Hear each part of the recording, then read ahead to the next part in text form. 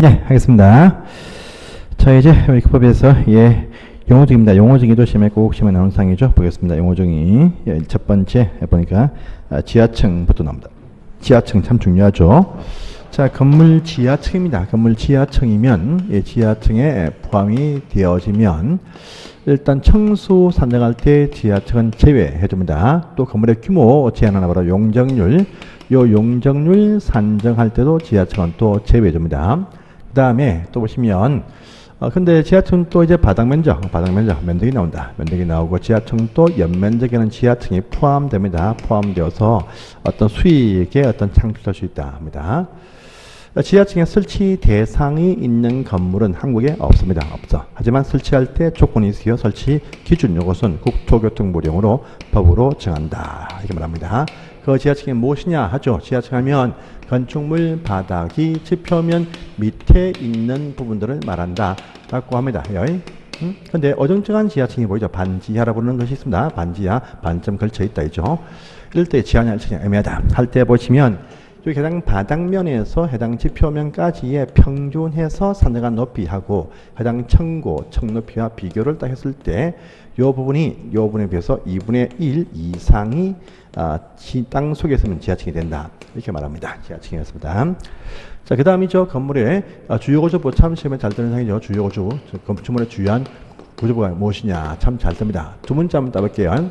내기해서 바보들이 하는 것이 지주는 것이다 합니다. 내기해서 바보가 지준다 합니다. 그래서 건물의 내력벽 여기에 포함됩니다. 기둥들 여기에 포함됩니다. 바닥 포함됩니다. 보 포함됩니다. 지붕은요. 지붕틀까지 붙여서 여기 포함됩니다. 건물의 주계단들 여기에 포함이 됩니다.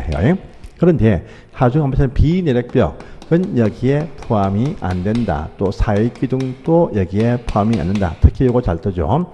건물 제일 밑에 있는 최하층 바닥은 여기에 또 포함이 되지를 않는다라는 부분 시험 잘 뜹니다. 지붕틀 붙인다 하고요. 옥에 편한 계단들 여기에 포함이 안 된다 해서 꼭 봐두세요. 그 다음에 세 번째죠. 자, 건축물의 리모델링이 또 무엇이냐랍니다. 노후화와 기능 향상을 위해서 건물을 대수선해도 리모델링에 포함이 됩니다. 대수선. 자, 뿐 아니고 면적의 일부에 정축하는 행위들 여기에 포함이 됩니다. 포함되고 또는 개축까지도 이 법은 여기에 포함을 하더라 해서 개축이 여기에 포함된다. 특징이 있습니다. 이것도 보시고. 자, 그 다음에 4번부터 1, 2, 3, 4, 5, 6분이죠. 보시면 건축주 공사를 이제 외부 업자한테 발주한다. 발주해서 일을 맡긴다. 또 이게 포함되어지고 스스로 현장 관리인 두어서 스스로 공사를 하는 자도 여기에 포함된다. 그쵸 봅니다. 보십시오. 자, 설계자니까 어떤 자기의 책임으로서 설계 도서를 작성하고 뿐 아니고 해설도 하고 지도 자문을 한다. 되어 있죠. 보시고요. 그 다음에 공사감리자입니다. 공사감리자라 하면 자기의 책임으로서 설계 도서대로 시공하는지를 확인지도 감독하죠. 그래서 설계 도서대로 공사에 시공하는지에 대해서 지도 확인 어떤 감독하는 자를 말한다 합니다. 그 다음에 4번 상이죠. 관계 전문기술자. 이거 한번 나온 적이 있습니다. 관계 전문 기술자 해서 쓰라. 이렇게 한번 나온 적이 있습니다. 이거는요, 전문 기술 자격을 갖추고 보시면 보세요. 설계와 또 어딥니까? 시공이 아닙니다. 이것이 아니고 설계와 감리에 참여한다. 그래서 이 전문 기술 자격을 갖추고 설계와 감리에 참여를 해서 일과 협력을 하는 자를 말한다. 그래서 시공 참여가 아니고 설계와 감리에 참여를 한다. 이런 부분들이 칭표입니다. 보시고요. 자, 그 다음입니다. 제조업자, 유통업자. 요 제조업자, 유통업자라는 것은 누구냐 합니다. 이건요, 건축자재입니다. 요 건축자재를 이제 생산한다. 또 판매한다. 그래서 제조, 유통하면 건축자재에 대해서 생산과 판매를 한다. 그래서 제조, 유통업자라고 부른다 합니다. 보십시오. 그 다음에 설계도서란 것이 또 무엇이냐라고 합니다. 그러니까요, 공사용 도면이 여기에 포함됩니다. 포함되고요. 저번 시간에 나왔던 문제죠, 이거. 그 다음에 구조계산서가 또 여기에 포함이 되어진다. 또 시방서가 여기에 포함이 되어진다. 세 가지가 이게 포함됩니다. 설계도서. 이것도 나왔던 문제입니다. 보시고요. 자, 그 다음에 6번입니다. 6번에 부속건축물입니다. 부속건축물이 또 무엇이냐라 합니다. 부속건축물 하면요, 요 대지 안에 보시면 주된 건물이 있습니다. 이 건물을 위해서 건물 속에 보시면 기계실, 전기실 등의 각종 어떤 부속 용도의 어떤 쓰임새 부분들이 건물 내부에 보면 있어요. 뭐 경비실, 기계실 등이 있습니다. 그런데요, 이것이 그 부속 용도의 쓰임새가 요 대지 안에서 별도로 분리되어서 별도로 축조가 되어서 이용이 된다라고 합니다.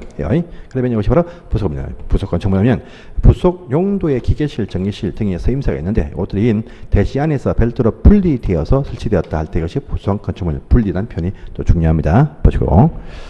그 다음에 부속구조물입니다. 부속구조물, 건축물의 부속구조물이 또 무엇이냐라고 합니다. 그러면 그냥 환기구다. 어디야? 구조물이 무엇이냐? 환기구다. 이렇게만 아시면 됩니다. 딴 거 볼 필요 없어요. 그냥 환기구다. 이렇게만 아시면 되겠습니다. 보시고요. 그 다음입니다. 자, 고층건축물이 나옵니다. 고층건축물도 무엇이냐라고 합니다. 아주 높아요. 그렇다 보니까요, 층수가 30층 이상이다. 여기에 포함됩니다. 자, 또는요, 한 층을 볼 때 4m로 봅니다. 4m로 봐. 그러니까요, 3, 4, 12, 120m 여기에 포함되어도 여기에 걸립니다. 그래서 3층 이상이 또는 120m 이상 둘 중에 하나 걸리면 고층이 된다. 이렇게 얘기합니다. 또 있습니다. 요 고층 건물 요 가운데에서 보니까 다시 또 초고층이 있더라. 또 준초고층에서 두 가지 어떤 또 건축물도 등장을 합니다. 다 같이 고층에 포함되는데 이 초고층은 또 무엇이냐? 더더욱이 높아서 층수가 50층 이상이 되면 여기 포함된다. 또는요, 5, 4, 20에서 200m 이상이면 여기에 포함이 되어진다. 할 겁니다. 준초고층은요, 고층 가운데에서 초고층이 아닌 건물입니다. 그래서 바로 준초고층 이렇게 부른다. 이렇게 되어 있습니다. 이것도 체크를 해 주십시오. 자, 그 다음에 오른편에 12번 가죠. 12번. 자, 우리 다중이용 건축물과 준다중이용물 중요한 사항입니다. 보겠습니다. 그래서 이제 불특정 다수가 출입하는 큰 규모의 건물인데요. 다중하면 불특정 다수가 이용한다는 의미의 큰 건축물이 여기에 포함이 됩니다. 그래서 보십시오. 첫 번째는 16층 이상 건물이면 모든 용도의 쓰임새가 다 여기 포함됩니다. 아파트도 포함됩니다. 그 다음에 도입니다. 보시면 15층이냐 15층까지 이하인 건물인데 요 건물 부분 쓰임새가 있습니다. 중에서 보시면 자 15층 이하 건물인데 요쪽 부분만 쓴다 해서 요쪽 부분만 바닥 면적의 합계가 얼마냐 보니까 이것이 5,000제곱미터 이상이 됩니다. 그러면서 요 건물의 쓰임새 용도를 또 봅니다. 용도를 또 봐요. 그래서 보니까 문화집회시설 극장, 또 종교시설 교회, 판매시설 백화점 이마트들, 그 다음에 운수시설 또 숙박시설, 그 다음에요 이것이 보시면 여기 보시면 의료시설 가운데에서도 입원실을 갖추고 있는 바로 종합병원일 때 여기에 포함이 되어집니다. 그래서 보시면 문화집회시설, 종교, 판매, 운수, 숙박시설, 종합병원에서 문종판, 운숙, 종합병원 이렇게 빠지면요. 이것이 바로 다중이용 건축물에 해당이 됩니다. 여기서 보시면요, 문화집회에 저기 동물원, 식물원, 동식물원 요것은 여기 제외한다랍니다. 또 요거 판매 중에서 보시면 판매 말고요, 운수 중에서 보시면 이건 여객용 시설만 여기에 포함이 된다라는 부분도 있습니다. 그래서 또 숙박시설, 관광 호텔을 말한다 이렇게 아시면 됩니다. 이렇게 말해요. 자, 그런데 이것이 문종판, 운수, 종합병원 빠지면 다중용. 그런데요, 문종판, 운수 혹시나 업무시설 이렇게 빠집니다. 빠지면 그래서 5천 이상이다 합니다. 그러면요, 이때란 말입니다. 공개공지 설치 대상이 된다 이렇게 아시면 돼요. 그래서 문종판, 운수, 종합병원 빠지면 다중이용 건축물들, 문종판, 운수, 업무를 가면 공개공지 이렇게 빠진다라고 합니다. 또 봅니다. 문종판 운수종합병원이야. 문종판 운수종합병원이 말입니다. 5천이 안 되네. 5천이 안 돼. 역시 5,000제곱미터 미만인데 그런데 1000제곱미터 이상은 된다랍니다. 그래서 문종판 운수종합병원이 5000 미만 1000 이상이 될 때 부를 때 보시면 요 건물을 가지고 준다중 이용 건축물 건축물로 봅니다. 문종판 운수종합병원이 5000 미만 1000 이상이 되어지면 이것은 준다중 이용 건물이 됩니다. 그러면서 뭘 또 추가합니다. 추가요. 1000제곱미터 이상이 되는데 이것들은 또 상한선이 없죠. 상한선이 없습니다. 없으면서 용도를 딱 보니까요. 육체 노동하면 위관장에 걸린다랍니다. 그래서 봅니다. 교육, 노유자, 운동시설, 위락시설, 관광휴게시설, 장례실이 1000 이상이야. 그러면요, 상한선이 없이 전부 다 그건 준다중에 포함이 되어진다. 이렇게 얘기를 하고 있습니다. 그래서 육노동 유관장입니다. 그래서 문종판 운수종합병원이 5000 이상 다중, 5000 미만 1000 이상 되면서 육노동 유관장 합쳐가지고 준다중이 된다. 이렇게 해서 요 분류하는 방식이 또 외워주시면 잘 뜹니다. 이거 보십시오. 해서 보시고요. 그 다음 14번입니다. 14번. 자, 특수구조의 건물, 특수구조를 갖추고 있는 건축물도 있다라고 합니다. 이건 또 무엇이냐라고 하니까요. 자, 기둥과 기둥이 있습니다. 건물이 있으면 기둥 사이입니다. 이 기둥 사이의 거리입니다. 그것이 20m 폭 이상이면 여기에 포함됩니다. 자, 또는요, 건축물의 외벽에서 돌출물이 솟아나는데 이것이 3m 이상 튀어나오면서 끝에 보니까 지지하는 받침대 이런 것이 없습니다. 없다. 그러면 특수구조입니다. 그래서 기둥거리 20m, 돌출물 거리 3m 등이다. 이렇게 아시면 되겠습니다. 여기까지가 이번 용어적입니다. 용어적이고요. 자, 다음 책을 또 넘어갑니다. 그러면 이제 각종 어떤 면적이 나요. 면적도 30은 잘 되고 중요한 상이죠. 면적 봅니다. 면적. 그래서 용어적이도 한번 꼭 시험에 나오고 지금 계속 나오고 있습니다. 용어적이. 요것만 아시면 됩니다. 자, 그 다음에 보니까 나온 것이 이제 각종 어떤 면적이 나옵니다. 면적이 나와요. 면적입니다. 그래서 보시면, 자, 면적인데 첫 번째 대지 면적이 나옵니다. 대지 면적, 건축 면적, 바닥 면적, 연면적이 있습니다. 자, 대지하면 건물, 또 토지에서 건축할 수 있는 건물을 건축할 수 있는 토지 말합니다. 또 건물이 있는 땅을 말해요. 땅을 말합니다. 해요. 건물 지을 때는 말입니다. 저 경사진 땅을 이렇게 지어서 올라갈 수는 없습니다. 이렇게 못 지어요. 항상 수평을 조성해서 건물이 이렇게 올라간다고 합니다. 그래서 보시면요, 이 대지 넓이 면적은 무엇이냐면 대지로 볼 이 토지에 대해서 수평에서 투영시키다. 수평 투영 면적으로 한다. 이렇게 표현합니다. 이 표현은요, 이 경사진 땅에 대해서는요, 이 빗면을 활용 못합니다. 못하고 수평에서 투영 뚫어가지고 그냥 저점상에서 쭉 펼쳐져 있는 이들을 말합니다. 그래서 이러한 땅이 있어도 건물 지을 때는 반드시 수평을 조성해서 이렇게 탁탁탁 올라가니까 이것은 중복 대지를 못합니다. 제일 저점상에 쭉 자른 단면적, 바로 그것이 대지 면적이다 합니다. 그래서 수평에서 투영시켰다 이렇게 표현합니다. 수평 투영시키 면적. 투영 뚫었다 이 말 되겠습니다. 예, 제일 저점까지 딱 뚫어가지고 저점이 맞닿는 이 부분 쭉 연결한 선을 가지고 얘기합니다. 해요. 그래서 경사진 땅에 대해서 온전하게 다 대지로 활용을 하지 못합니다.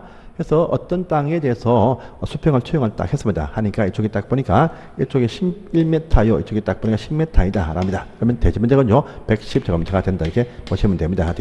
그런데 이 사람들이 접도했어요. 접도를 딱 하긴 했는데 너무 좁아버려요. 이쪽에 딱 폭이 현재 2m밖에 나오지 않는다랍니다.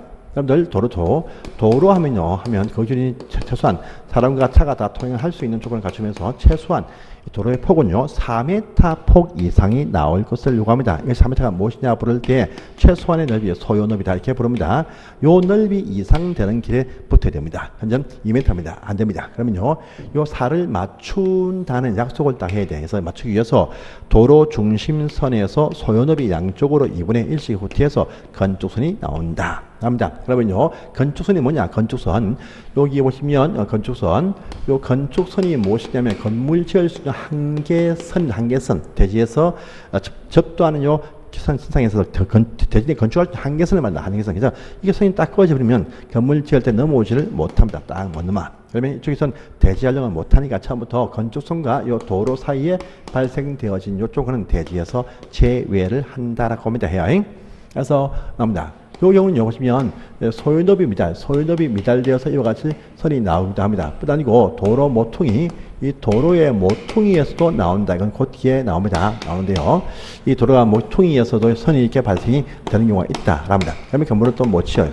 못 치니까 빼분다. 그래서 이 소요높이 미달되어서 발생한 어떤 그 경우하고 도로 모퉁이에서 발생한 건축선 사이에는요, 요 사이는 전부 다 제외한다. 이렇게 딱 되어 있습니다. 자, 또 도시군 계획시설, 철도나 뭐 공항 또 도로 등을 있는 것이죠. 도시군 기반시설 설치할 것 땅으로 도시군 계획시설 부지로 결정이 되어진 토지다랍니다. 그러면요, 이 학교 짓고 도로 짓고 할 땅입니다. 강제 수용. 그래서 자기 땅 일부에 도로 부지다 발표가 딱 되어집니다. 공사를 안 해도요, 요만치는 이제 앞으로 도로공사 할 것이니까 건축을 못 하게 됩니다. 그래서 도시군 계획 시설로 결정이 되어진 토지가 나의 토지 안에 일부가 있다. 그만치는 빼고 이제 대지로 본다 이렇게 말합니다. 그래서 요 두 가지는 제외한다라는 말입니다. 그 말 중요하고 꼭 잘 나오는 상입니다. 그래서 보시고요. 자, 그 다음에 이제 그 밑에 건축 면적이 나오네요. 건축 면적. 대지 면적 말고 이제 건축 면적. 이것도 중요합니다. 자, 보시면 두 번째. 그러면 건축물의 면적.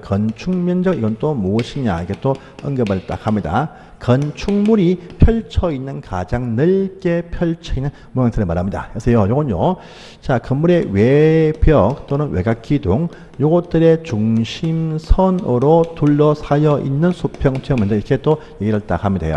이 말은요. 자, 건물을 위에서 수평을 투영해 본다. 수평을 투영해 봐요. 그럼 건물 높이는 안 보입니다. 안 보여. 수평 투영하면 딱 건물이 이렇게만 딱 보일 것입니다. 이것이 뭐냐? 바로 건축 면적이다. 라고 합니다. 자, 또 건물을 딱 보시면 이런 건물도 있어요. 딱 보면 이렇게 1층, 2층, 3층, 4층, 3층짜리 건물인데, 자, 땅에 붙어서 이게 땅에 딱 붙었어요. 붙었는데 위에서 수평 투영을 딱 해보면요, 건물이 요 땅에 붙은 벽은 사실 안 보입니다. 안 보이고 요 전체가 건물처럼 이렇게 보일 것입니다. 이것이 뭐냐? 가장 바깥쪽에 튀어나와 있는 벽, 이 외벽의 중심선으로 둘러싸여 있는 넓이가 바로 이것이 건축 면적이다 이렇게 말합니다.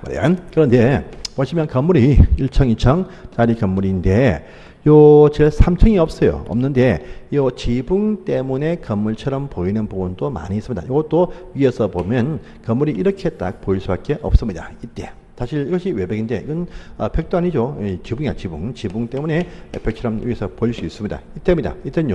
이때는 기본 1m, 보통은 기본 1m 값을 1m를 공제를 해준다. 그래서 1m를 탁탁 빼준다. 1m 딱 빼준다. 1m를 빼주게 됩니다.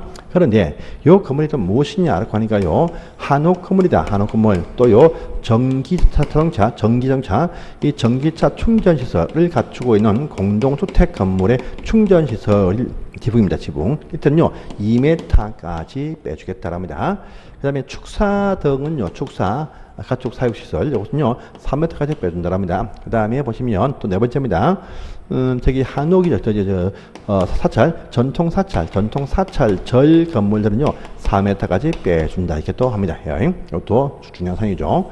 그 다음에요 위에서 딱 보면 이 건물뿐 아니고 각기 지하층 가는 쪽이고 지하로 가는 출입구가 딱 보인다. 이것도 까맣게 이렇게 보일 수 있어요. 이것도 다 빼줘. 지하층 하면 요 지붕이 있든 없든 다 빼줍니다. 자, 또 건물 대지 안에서 보행자들을 위해서 통로가 있는데 통로도 위에서 보면 길쭉하게 이렇게 보일 수 있어요. 이것도 다 빼준다고 합니다. 또 단지 건물 속에 보시면 생활 폐기물 분리수거함 이것도 다 빼준다 라는 말이 쭉 이렇게 나와 있으니까 이거 다 보시기 바랍니다. 그 밑에 보시면 3번에 1번과 2번 또 3번 또 4번까지만 아시면 되겠습니다. 자, 또 있습니다. 여러분들 지표 보시면 건물이 1번상인데요 지표면에서 1m 이하 부분이다. 이건요 테라스 딱 보이고, 또 보시면 저기 장독대가 있습니다. 위에서 보면 본 건물이 이것인데 테라스 건물 1층 부분과 또 장독대가 이렇게 보일 수 있어요.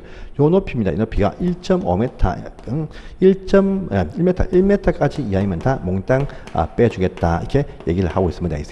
또 창고 건물에서 물건 싣기 위한 트럭 단위 이렇게 쭉 나와 있습니다. 저 차가 높다 보니까 이제 물건 싣기 위해서 좀 높게 올라갑니다. 창고 건물에서 건물 물건 입출하기 위한 이 단은요 1.5m까지도 공제를 해준다. 이 말도 거기 나와 있으니까 이렇게 해서 빼주십시오. 이같이 뺄 거를 다 빼고 더할 거 되겠습니다. 그래서 보시면 만약에 여기서 보니까 건물이 대지가 이만하게 딱 보인다랍니다. 딱 보니까 이쪽이 10m요, 이쪽이 20m인 그 대지 속에 보니까 이 건물이 있는데 건물을 위에서 딱 보니까 이렇게 딱 보여. 이쪽에 한 동이 딱 보이고 한 동이 또 이렇게 딱 보인다랍니다. 보여. 그래서 101동 비동입니다. 이 101동 건물에 있는 이만치가 10m이고 이만치가 8m이다 랍니다. 요 건물은요 이만치가 8m이고 이만치가 딱 보니까 5m라고 합니다.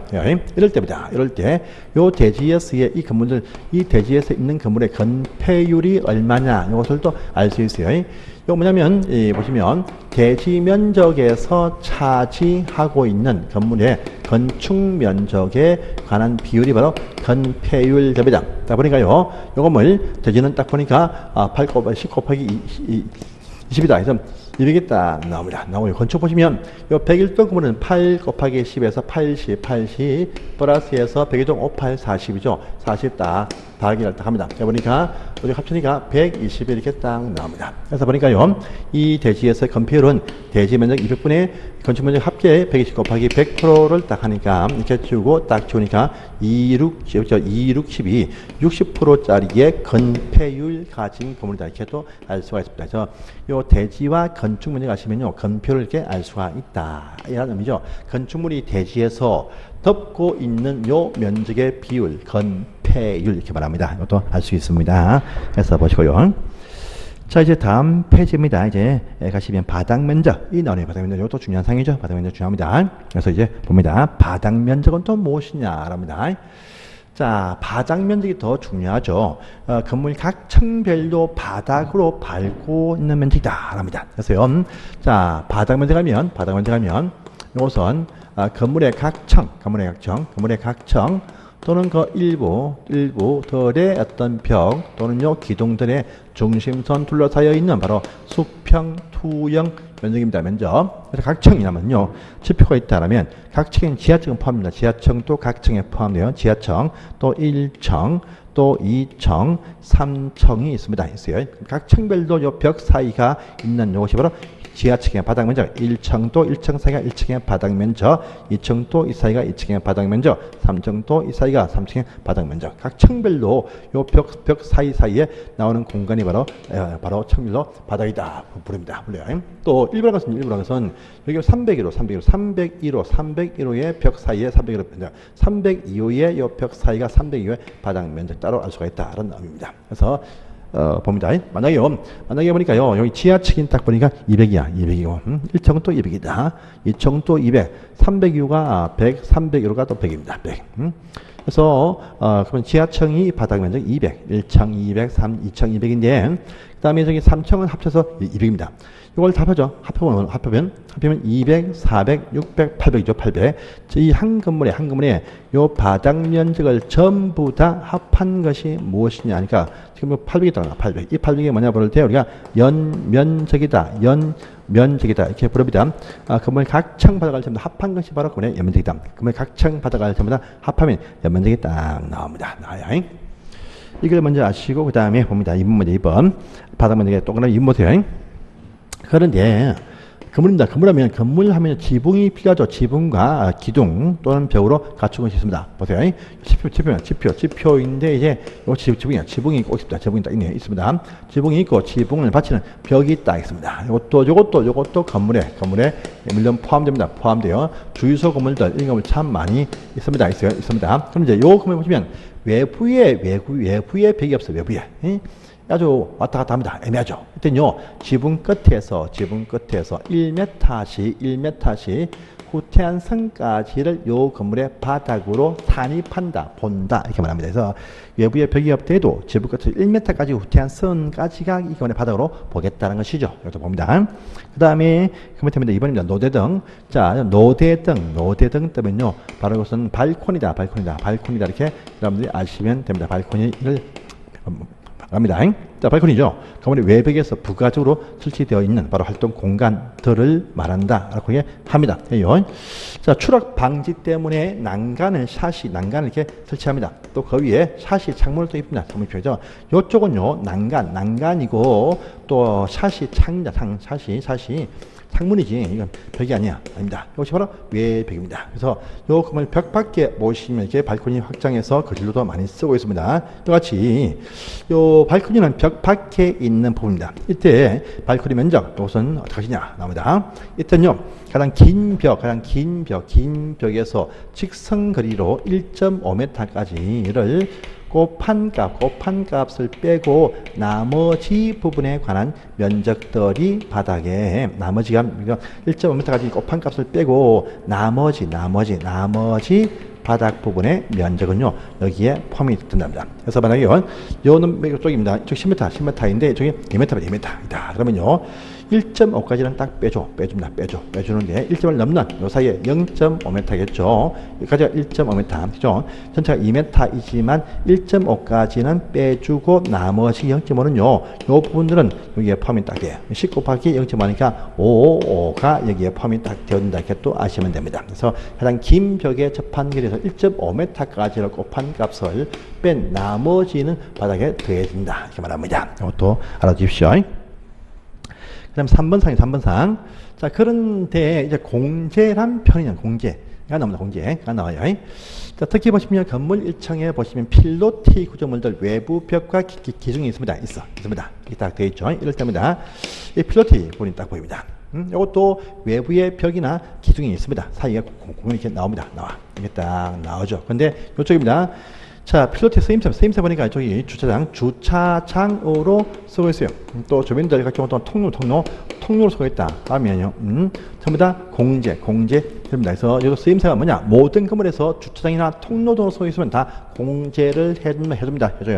그런데 자, 또 있습니다. 요 쓰임새를 묻잖아요. 쓰임새를 묻지 않고 요 해당 건물 이것이 무엇이냐라고 하니까 요 건물이 공동주택입니다. 공동주택 건물로 서서는 1층 필로티다 합니다. 그럼요, 일단은 쓰임새를 묻지 않고 다 몽땅 빼줍니다. 보통 건물은요, 이 쓰임새가 뭐냐 하니까 주차장, 통로 등을 때 공제해줍니다. 그런데요, 요 쓰임새를 묻지 않고 요 건물 자체가 공동주택, 아파트 빌딩 공동주택이면 전부 다 공제, 이쪽은 다 공제를 해주겠다라면 이게 또 포함이 되어 있습니다. 1번, 그것이 1번에 있습니다. 그래서 또 보십시오. 2번입니다. 2번 보세요. 2번. 건물마다 보시면 성강기 실탑이 이렇게 딱 올라갑니다. 이때입니다. 이것도 보시면 면적이 꽤 나옵니다. 꽤 나오는데, 이것이 성강기 탑이다. 합니다.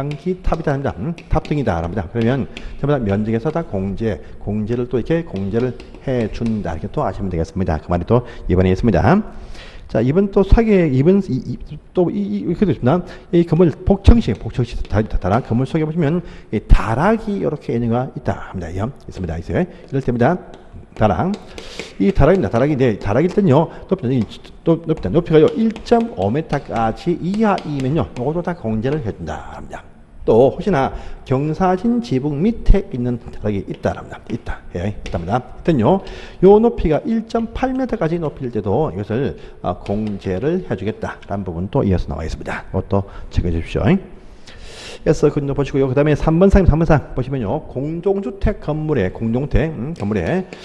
지상층에 설치가 되어져 있는 각종 어떤 전기실, 기계실, 놀이터 시설, 또 생활피군 시설들, 또 조경시설들 다 공제된다. 이 공동주택 지상층이 있으면 건물 안이나 밖이나 문제없이 여기 기계실, 전기실, 또 놀이터 시설, 또 생활피군, 그 다음에요, 저기 또 하나 조경시설 다 공제된다. 이것도 체크해 주십시오.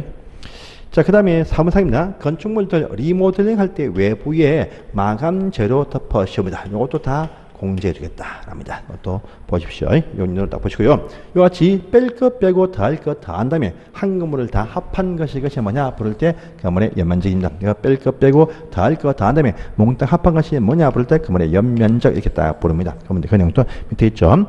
그래서 이제 대부분 다 포함됩니다. 포함되는데 이제 다시입니다. 용적률 해서 용적률 계산, 용적률 이 용적률 계산할 때 이때 보시면 이것이 뭐냐면 건축물의 용도가 땅 위에 쌓여 있는 비율을 말합니다. 그래서 공식 보시면 대지 면적에서 차지하는 연면적 요 비율을 말해요.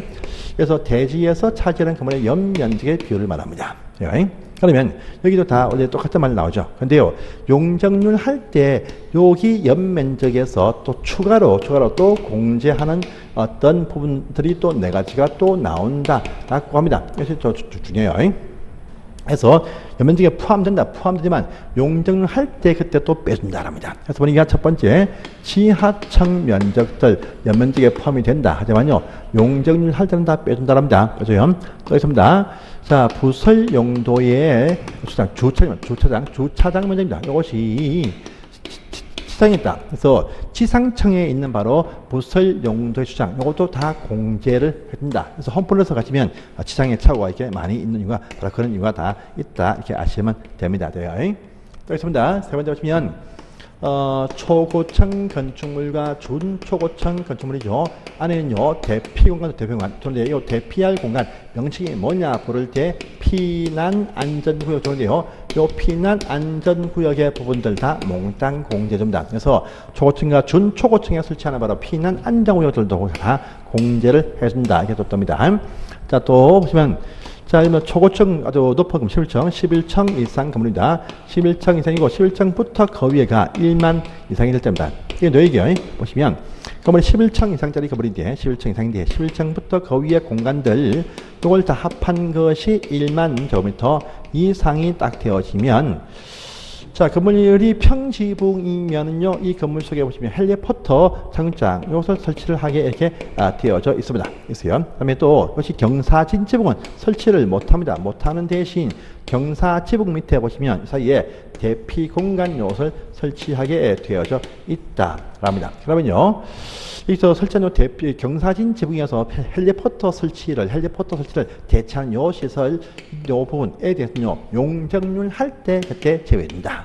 이것이 바로 요 경사진 어떤 지붕 밑에 있는 바로 대피 공간 이것이 바로 용적률 할 때 제외된다라는 말이 여기에 포함이 되어 있습니다. 이렇게 해서 이것도 보십시오.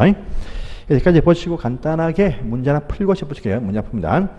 자, 보세요. 건물이 이런 건물이 있습니다. 보세요. 필로티고 또 있습니다. 이렇게 대지도가 있습니다. 지하층도 한 층이 이렇게 있다라고 합니다. 이렇게 있습니다. 있습니다.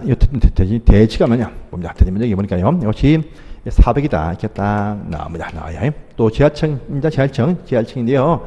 얼마냐? 300이 있다. 이렇게 나왔습니다. 필로티 보니까 이것이 한 200이 나왔어요. 200이 나왔다. 200이 딱 나와요. 또 1층 거기에 4개 층이 딱 나옵니다. 이 전부 다 주택으로 쓰고 있다. 할 겁니다. 예. 하고요. 이렇게 총 8가구가 쓰고 있습니다. 그래서 각 집마다 100제곱미터 100 이렇게 똑같이 이렇게 쓰고 있다라고 합니다. 예. 이럴 때입니다.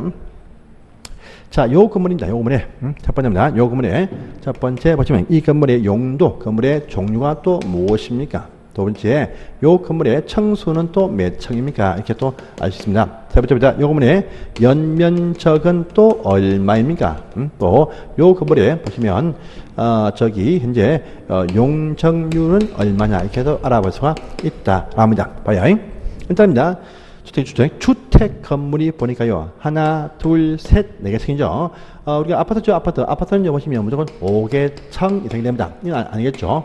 그러면 요 4개층이 딱 나왔다면요. 일단 단독에 보시면 단독에는요. 다중주택과 또 다가구는 둘 다 보시면요.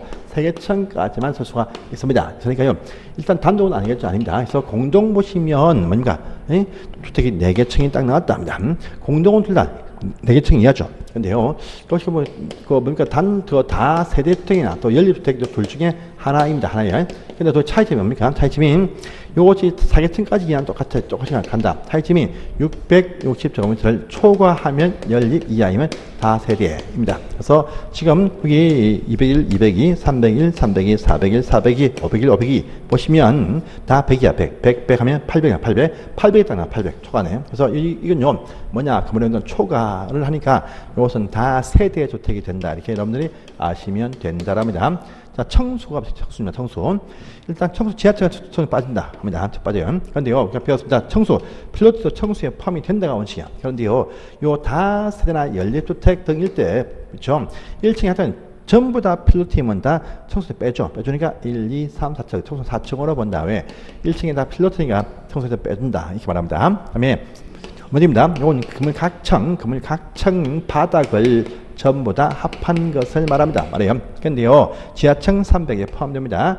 자, 필로티 부분이 있습니다. 이쪽은 다 또 공동주택의 필로티는 다 무조건 공제해준다 했습니다. 빼주고요. 그러면 300 받아서 여기 800이겠죠. 그래서 이것은 1100.